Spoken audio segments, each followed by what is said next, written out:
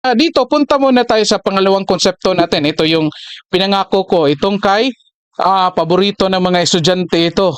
Kay Sigmund Freud, mga ka-learners.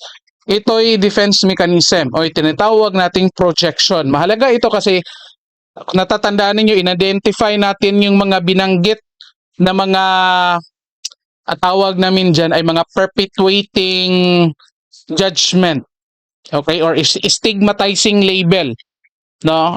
Yung si VP Sara daw, nagnakaw, nakasala, nagnakaw sa kaban ng bayan, nakasala sa batas, ano pa, nag-threat ng Pangulo.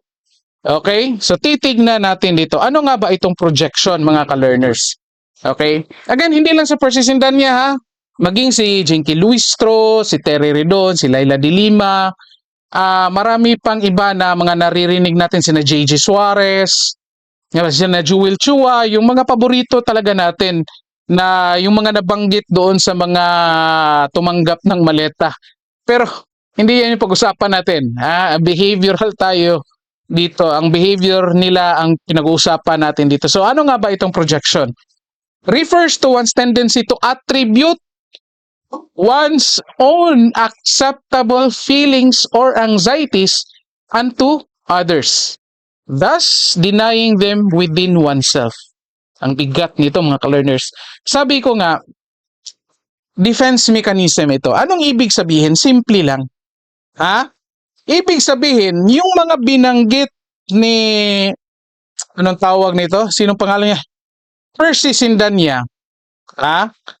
Na si VP Sara ay ganito, nagnakaw sa kaban ng bayan, nakasala, may mga itinagong, again, lahat ng negative, banggitin na nila. Bakit? Kasi ito na nga, sabi dito, napakasimple.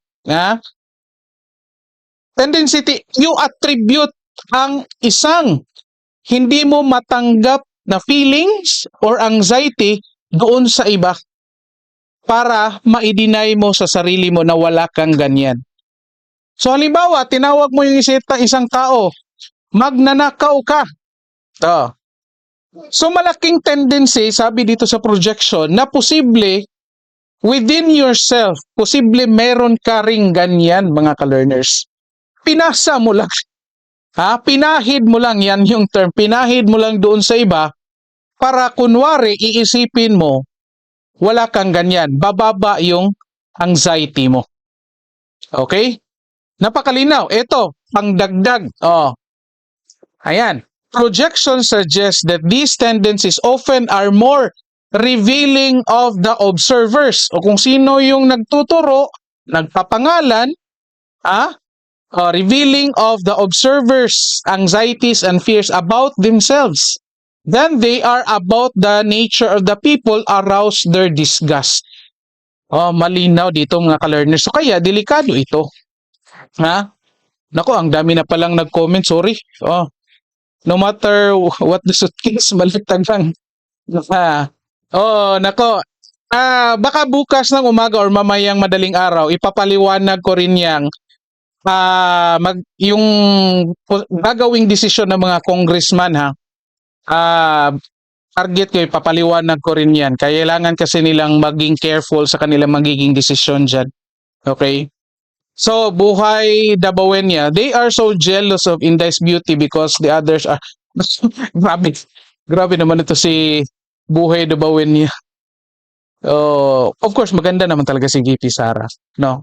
Hindi mo talaga maganda talaga din siya. Kasi, mistisa yung mama, di ba? Pero ito, mga ka-learners, malinaw ito. Kung sino yung palaging nagtuturo, di ba? Ika nga I think biblical din ito, na you're pointing one finger to other people, yung tatlo nakaturo sa iyo.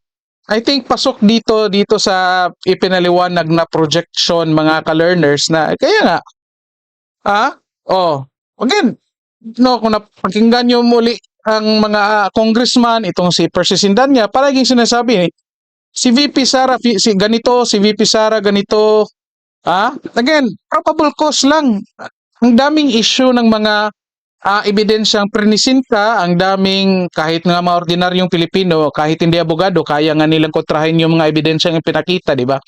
Yet, may konklusyon na sila dito. Okay? So, dyan malinaw. Ngayon, kaya mga ka-learners, again, apply natin ito sa ating pangaraw-araw na buhay. Kaya careful tayo.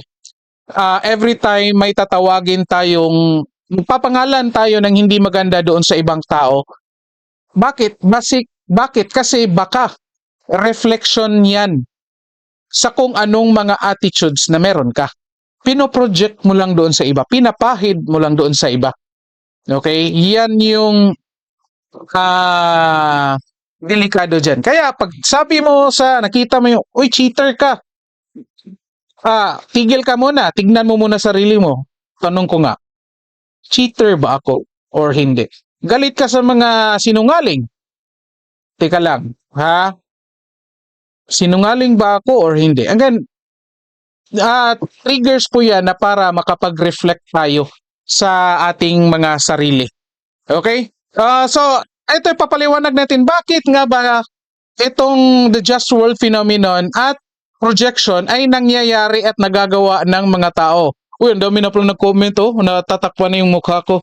Maraming salamat sa inyo sa pag-comment pa. At least parang may kausap ako dito na mga totoong estudyante talaga.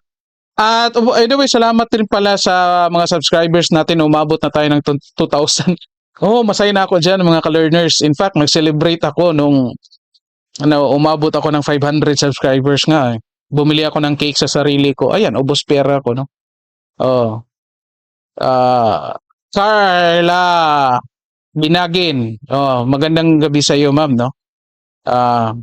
So ito, paliwanag na natin kasi target natin 19 minutes. Bilisan lang natin ito. Kasi 20 minutes ang target ko. Ayan. Bakit nga ba nangyayari at nagagawa ng mga tao itong ganito? Ito, unang-una, anxiety reduction.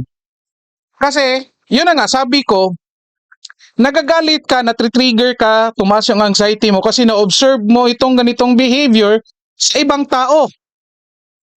Natitrigger ka. So, kaya, basically, nagagalit ka sa sarili mo. Kaya, nagsasabi ka ng, gawin namin ito kasi deserve mo ito, magre-reduce yung anxiety mo. No? Magre-reduce. At ito ang matindi. Actually, marami pang rason pero ito lang in-identify natin Sa susunod na yung iba para hindi kayo ma-bored. Ito, need for control. Yan yung mabigat din dyan mga ka-learners. Posible, ilang beses lang hindi sinipot ni VP Sara, na trigger yung pride nila na, kami yung nasa posisyon dito. Kami dapat sundin, dapat respetuhin kami. Diba? Ilang beses natin yan. Kahapon nga, pinag-usapan natin yan kay Benny Abante. Bakit sila ganyan? Okay, nga, dapat respeto si VP Sara, puntahan, ganyan yung mga palagi nilang sinasabi, di ba? Dito, itong need for control. Kailangan nilang kontrolin. Tignan ninyo. Ayaw nila, ito nga pinapakita ni kay Sindanya, ayaw nila na dalhin ang kampo ni VP Sara doon sa fairground. Nagalit sila, pumalag sila nung nag-file ang kampo ni VP Sara at ang kanyang husband ng mga kaso. Pumalag sila. 'Di ba? Pumalag sila nung nag-file ng petisyon ang kampo ni VP Sara sa Supreme Court kasi doon fairground yun, magkakaroon ng patas. Gusto talaga nila dyan sa Committee on Justice kasi dahil dito, they need for control.